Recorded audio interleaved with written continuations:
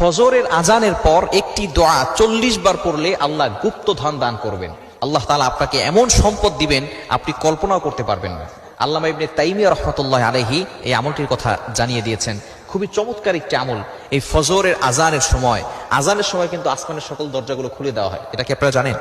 আজানের সময় সকল আসমানের দরজাগুলো খুলে দেওয়া হয় এবং আজানের পরে ইকামতের আগে এই মধ্যবর্তী সময় কিন্তু আল্লাহ তাআলা বান্দার দোয়াগুলো কবুল করে নেন। আর দোয়া লা ইরাদ্দু বাইনাল আযানি ওয়াল ইকামা, আযান এবং ইকামতের মাঝখানে যেই দোয়া করা হয় সেই দোয়া আল্লাহ তাআলা কখনো ফিরিয়ে দেন না। ফজরের নামাজ হচ্ছে কয় রাকাত? 4 রাকাত, 2 রাকাত সুন্নত, 2 রাকাত ফরজ।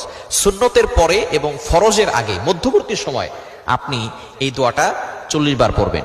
দোয়াটি হচ্ছে ইয়া হাইয়ু ইয়া কাইয়ুম লা ইলাহা ইল্লা আনতা বিরহমাতিকা আস্তাগীথ। এই দোয়াটা আমরা অনেকে জানি না। ইয়া হাইয়ু ইয়া কাইয়ুম, আল্লাহ তাআলা দুইটি গুণবাচক নাম। এই দুইটি গুণবাচক নামই আল্লাহ তাআলার ইসমে আযম।